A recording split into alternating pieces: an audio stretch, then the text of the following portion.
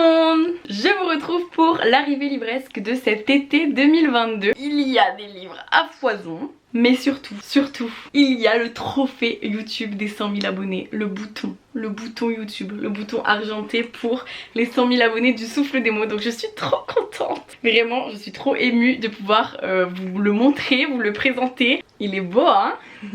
Merci de faire partie de ces 100 000 personnes, 100 000 lecteurs et lectrices qui un jour se sont dit tiens, je vais m'abonner à sa chaîne, ça a l'air pas trop mal. J'aime la lecture, super une chaîne de livres. 100 000 lecteurs et lectrices, c'est énorme. Bref, merci. Et si vous n'en faites pas partie, bah n'hésitez pas à vous abonner, hein, ça se passe juste en dessous. En route vers le million lol. Bref, on passe aux livres, il y en a beaucoup, il y a plein de choses. Et d'ailleurs plein de choses qui sont en prévision du concours qui arrive pour les 100 000 abonnés justement. Et vous n'êtes pas prêts pour le nombre de lots, vraiment je vous jure, même moi j'étais pas prête. Commençons par les livres de poche. J'ai reçu 3 de tes secrets de Julie Buxbaum publié aux éditions Pocket Jeunesse. C'est l'histoire de Jessie qui arrive dans un nouveau lycée, elle a du mal à s'intégrer et un garçon anonyme va commencer à lui envoyer des mails qui lui donnent des conseils pour s'intégrer plus facilement. Et Jessie elle se dit mais waouh j'ai un ange gardien, et elle va décider quand même si elle lui accorde sa confiance, elle va décider de lui demander de lui révéler 3 de ses secrets en échange du fait qu'elle suive ses précieux conseils. Donc cet inconnu on ne sait pas qui c'est, on ne sait pas si c'est une fille, un garçon, bref, elle n'en sait rien. Et j'aime bien les petites histoires comme ça, en plus il est trop mime sans poche. Puis j'ai reçu Moon Brothers de Sarah Crossan, publié aux éditions Rajo en poche. Je l'ai déjà lu, je l'ai déjà adoré, vous le savez, je l'ai lu en grand format, je l'ai reçu en poche parce que dans le concours il sera gagné en poche. Et Moon Brothers c'est l'histoire de Ed dont le frère Joe est parti en prison et Ed n'a jamais vraiment su pourquoi, mais maintenant qu'il a grandi, il a envie d'en apprendre plus sur ce frère qu'il n'a malheureusement pas assez connu, et il va se rendre compte que son frère n'est peut-être pas aussi coupable qu'il en a l'air, sauf que la sentence ultime va être prononcée, son frère va probablement être exécuté parce que ça existe encore dans certains états des États-Unis, et donc on va suivre cette histoire entre ces deux frères qui se rencontrent alors que tout est sur le point de s'écrouler. C'est hyper émouvant. J'ai reçu un petit folio de Clémentine Beauvais, c'est une anthologie de Clémentine Beauvais qui s'appelle L'amour en poésie, et à l'intérieur donc dans cette anthologie il y a énormément de poèmes de poètes de l'époque, peut-être plus contemporains, je n'en sais rien, tous dédiés à l'amour, donc que de la poésie amoureuse. Je trouve ça trop chouette, donc si vous aimez la poésie ou si vous avez envie d'en connaître davantage sur la poésie, je pense que cette petite anthologie spéciale amour est faite pour vous. Puis j'ai reçu 3 livres de la toute nouvelle collection Proche, qui est une collection issue des éditions L'Iconoclaste et Les Arènes, qui ont fait leur propre collection de livres de poche. Ah, je me suis mordu la joue en le disant. Qui ont fait leur propre collection de livres de poche et ils sont trop jolis. J'adore. En premier, nous avons Kérosène de Adeline Dieudonné qui raconte l'histoire de plusieurs personnages qui vont se croiser au sein d'une station-service, et dans ce livre, il y a plein de petites nouvelles qui retracent les vies de ces personnages. Des moments issus du passé très lointain ou des moments beaucoup plus récents, et en fait, toutes ces âmes se croisent dans cette station-service où un événement inattendu va se produire. Bon, moi, malheureusement, je n'ai pas trop aimé ce livre, mais je l'ai lu en attendant beaucoup. Peut-être que c'est pour ça. Puis L'Intranquille de Gérard Garouste qui raconte l'histoire d'un homme qui a beaucoup de mal à se construire parce qu'il sait que son père a été complice de la Seconde Guerre mondiale parce qu'il récupérait et revendait les livres des juifs déportés, donc c'est juste horrible, et on va suivre la construction de ce personnage pour lequel ça a été très dur. Ça a l'air très intéressant, c'est un autoportrait et vraiment je trouve que le résumé donne envie. Puis Des Diables et des Saints de Jean-Baptiste Andrea qui, celui-ci, raconte l'histoire de Joe qui joue du piano dans les gares, et de ce que j'ai compris, Joe attend un jour quelqu'un, attend qu'il se passe quelque chose, et on va suivre son histoire qui a commencé 50 ans plus tôt dans un orphelinat lugubre. Donc encore une fois, une sorte d'autoportrait d'un personnage ou de portrait d'un personnage. Le résumé fait envie aussi, ça attise la curiosité. J'ai reçu La Cage de Emma Séguès publiée aux éditions Ozu qui raconte l'histoire de 6 jeunes filles qui vont se réveiller dans une chambre qui ne leur dit rien du tout, comme une sorte de... mais c'est joli hein, un peu comme un internat, mais elles savent pas ce qu'elles font là. Elles se sont endormies dans leur vie d'avant et elles se réveillent dans leur vie d'après, et on va leur faire des mystérieux cadeaux qui correspondent à leur vie, mais parfois des cadeaux très intimes dont elles seules étaient au courant, donc c'est vraiment très mystérieux, et ça leur fait même peur. Elles se demandent qu'est-ce qu'elles font là, pourquoi elles ont été amenées là et comment, et j'en dis pas plus, moi je l'ai lu donc je sais tout mais je ne vous le dirai pas. Et il y a plein de surprises qui se préparent autour de ce livre sur Instagram, donc n'hésitez pas à me suivre sur Instagram si ce n'est pas le cas, parce que là avec la rentrée qui arrive il va y avoir à foison de concours, donc des concours sur Instagram, des concours sur YouTube, suivez-moi partout. Ah ouais, Alaska. J'ai reçu de l'autre côté de l'eau de Elisabeth Acevedo, publiée aux éditions Nathan. C'est l'histoire d'un crash aérien qui va réunir deux personnages qui n'avaient pourtant rien en commun à l'origine. C'est l'histoire donc de Camino qui vit en République dominicaine et Yaera qui vit à New York. Leurs mondes vont donc entrer en collision lors du crash de l'avion parce que cela va endeuiller leur famille, mais cela va surtout faire surgir des secrets totalement inavouables et inavoués surtout. Et les deux jeunes filles vont devoir faire avec toutes ces révélations qui bouleversent leur vie. J'en sais pas plus, mais ça donne très envie. Puis c'est Elisabeth Acevedo, donc ça va être trop bien. Ça va, on ne dérange pas trop, Alaska? Tranquille, je prends ma place sous la cabane quoi. Tranquille. Le petit bébé, voilà que t'es belle. Lors d'un tournage réalisé avec des abonnés, vous verrez très bientôt cette vidéo qui va vous révéler mon projet secret de 2022, donc autant vous dire que trop d'excitation en ce début d'année. Bref, une de mes abonnées lors de ce tournage m'a offert un petit cadeau pour les 100 000 abonnés, donc c'est trop mignon. Et il s'agit du livre La femme grenadier, suivi de Faut-il interdire aux femmes d'apprendre à lire de Jeanne Gacon Dufour, aux éditions Le Temps des Cerises, le temps littéraire. C'est l'histoire de la jeune Hortense qui va quitter le couvent où elle est élevée en 1793, en pleine révolution. Elle est fille d'un aristocrate, donc elle a tout à craindre de la République, sauf qu'elle va quand même s'engager dans l'armée républicaine, travestie en homme pour y retrouver son frère ainsi que rejoindre l'homme qu'elle aime. Donc je pense que c'est une histoire très féministe, très révolutionnaire et ça donne très envie. Merci si tu passes par là, trop mimi. J'ai reçu pour le futur concours 100 000 abonnés Assoiffée de Tracy Wolff, publié aux éditions Pocket Jeunesse. Vous l'avez peut-être déjà vu passer parce que le tome 3 sort bientôt je crois. C'est l'histoire d'une jeune fille mortelle qui va arriver dans un lycée rempli de vampires, loups-garous et autres êtres surnaturels, et elle se rend compte que toutes ces créatures de la nuit la détestent et elle se demande s'ils ne veulent même peut-être pas la tuer. Super. Sauf que Jackson, c'est très bizarre, Jackson, l'énigmatique vampire dont elle ne peut se détacher, eh bien il l'attire plus que de raison, vraiment. Et elle a peur, elle se dit est-ce qu'on veut m'utiliser comme appât, enfin bref, plein de choses mystérieuses autour de ce nouveau lycée assez effrayant et ça a pas l'air très facile pour elle en vrai hein, quand même. Hein. Oui t'es belle, tu veux que tout le monde voit que t'es belle? Oui t'es belle, mais je parle à la caméra là, pas à toi.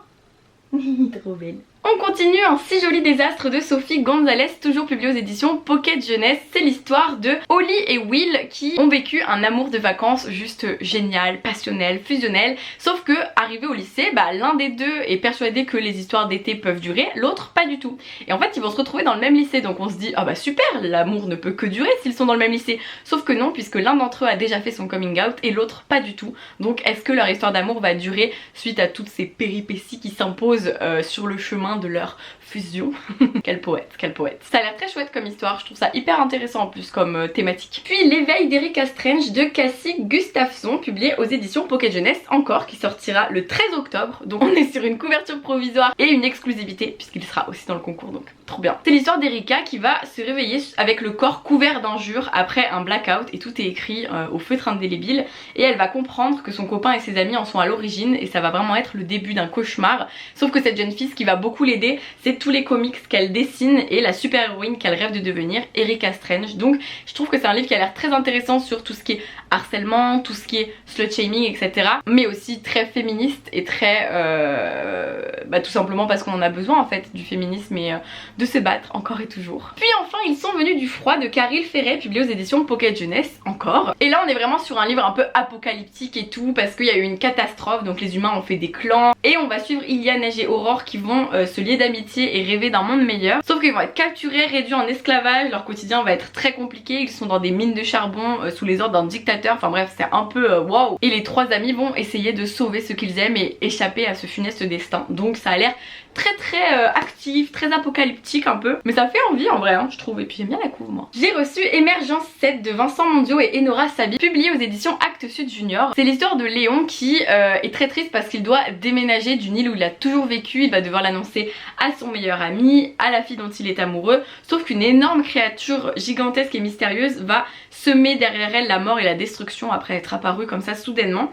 Et 20 ans plus tard, Léon va revenir sur les lieux du drame et se souvenir de ce qui a été et ce qui ne sera plus. Ça a l'air très triste quand même, mais en même temps ça a l'air assez touchant, donc voilà. Et en fait c'est un roman d'inspiration manga, en fait regardez, c'est un roman mais illustré, mais vraiment géant, enfin je sais pas comment expliquer, c'est hyper original je trouve, et franchement c'est très beau, donc Si ça vous tente, franchement, c'est très atypique je trouve. J'ai reçu Marche ta peine de Maryvonne Ripper, publié aux éditions Milan. C'est l'histoire de Ulysse qui est un charmeur charmant qui plaît aux filles et un jour il va franchir la ligne rouge et finir en détention pour mineurs. Afin d'y échapper, il va suivre le programme Marche ta peine et c'est 2 mois de randonnée dans toute la France avec un éducateur bourru et taiseux. 2 mois donc pour que ce garçon réfléchisse à ce qu'il a fait. Ça a l'air d'être assez poignant, assez intéressant aussi, je pense, parce que les sujets comme ça, les centres de détention pour mineurs, c'est toujours évidemment très délicat, beaucoup plus complexe que ce qu'on pense, donc ça me donne envie, franchement j'adore la couverture aussi. J'ai reçu cet été et j'ai déjà lu Désenchantée de Marie Vareille, publié aux éditions Charleston.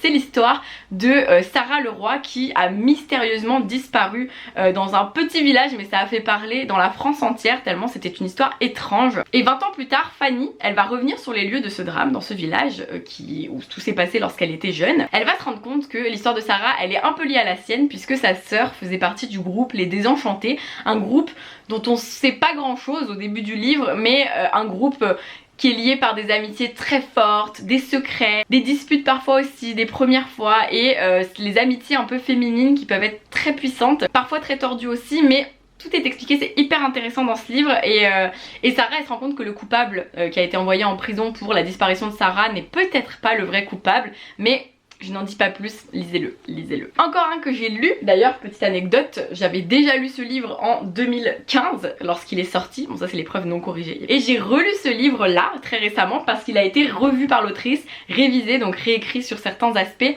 et c'est l'histoire de Tori qui est la grande sœur de Charlie Spring dans Heartstopper. Donc c'est L'année solitaire de Alice Oseman, publié aux éditions Nathan d'ailleurs, accessoirement. Et donc Tori, elle a beaucoup de pensées assez sombres, elle se pose beaucoup de questions, elle s'éloigne de sa meilleure amie, il y a un de ses meilleurs amis d'enfance qui revient dans sa vie mais qui est un peu trop omniprésent, elle va un peu tomber sous le charme d'un personnage dont tout le monde lui dit ne t'approche pas de lui, ne le fréquente pas trop, mais c'est irrémédiablement inutile. Et en plus de ça, il y a un collectif solitaire qui va apparaître et foutre un peu la zizanie dans le lycée avec des piratages d'ordinateurs, afficher des personnes qui ont fait telle photo, etc. Un collectif qui au début se veut un petit peu innocent mais qui va faire des choses de plus en plus graves, et pour Tori tout ça se mélange un petit peu et ça donne ce livre. Donc voilà.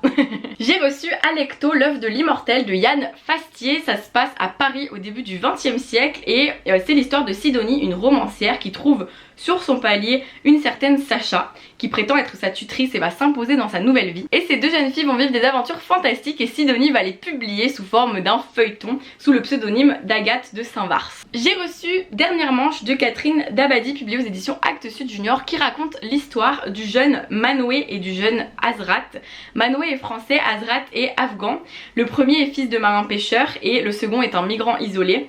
Ils n'ont rien en commun sauf que Azrat il va arriver et Manoé c'est lui qui va le voir arriver et Azrat va lui dire ne préviens pas la police, ne préviens personne s'il te plaît, ne dis rien, et l'un et l'autre vont s'aider malgré tout ce qui les sépare, et je pense que c'est une histoire très belle, terriblement réaliste aussi, malheureusement. J'ai reçu Les Vertuoses de Suzy Morgenstern et Emma Gauthier, publié aux éditions L'École des Loisirs. C'est l'histoire de Nina qui en a marre à la cantine de manger de la viande et d'un coup elle va un peu se lever et dire mais arrêtez de manger des animaux morts, arrêtez d'utiliser du plastique, arrêtez d'user l'eau, bref, soyez un peu écolo. Tout le monde la regarde un peu avec des yeux ronds, sauf Yona, une nouvelle élève débarquée de Paris, et Antonin qui va être en train de tomber amoureux clairement. Et tous les trois ils vont décider de créer un QG, la ferme bio du père de Nina, et leur arme ça va être un site internet baptisé Les Vertuoses, et ils vont avoir beaucoup d'enthousiasme parce qu'ils doivent préparer le brevet. Il y a plein d'histoires d'amour et des relations familiales qui se mêlent à tout ça, mais c'est des militants et ils ont envie que la révolution écologique commence. Et enfin nous passons à tout ce qui est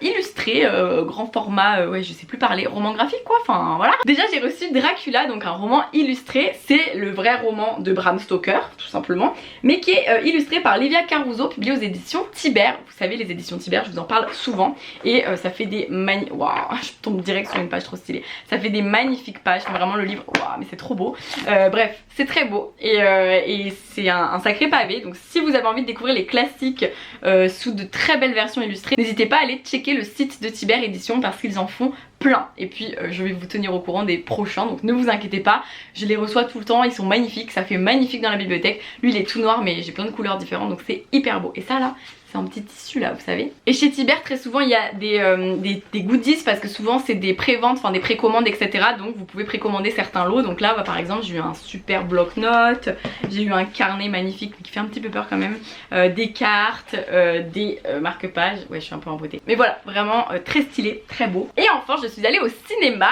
et j'ai pu repartir avec la BD La Page Blanche de Boulet et Pénélope Bagieux parce que le film est actuellement en salle et donc j'ai été invitée à une projection en présence de Pénélope Bagieux et de l'équipe du film et donc c'est inspiré de la BD, c'est pour ça que je suis repartie avec la BD. Et c'est l'histoire d'une jeune femme qui se réveille en plein milieu de Paris, elle pleure et en fait elle ne se souvient de rien, ni de son nom, ni de sa vie. Tout son passé a disparu et elle va tenter de partir à la recherche d'indices pour comprendre qui elle était. Mais est-ce que parfois on n'a pas besoin d'une page blanche pour un peu reprendre sa vie et devenir la personne qu'on est vraiment plutôt que celle qu'on a toujours voulu être. Enfin bref, c'est un livre qui est... Bon, en fait je l'ai pas lu, mais le film est très intéressant et très chouette. J'ai adoré les messages passés. Donc j'ai hâte de découvrir la BD. On m'a dit que c'était pas du tout la même histoire, donc que je pouvais me lancer. Enfin c'est Boulet en fait qui me l'a dit, donc un des deux auteurs illustrateurs. Donc je me suis dit pourquoi pas. Vraiment en plus j'adore la couve, je la trouve très belle. Et bah ça y est, j'ai fini, je suis contente, je suis... voilà, c'est fait.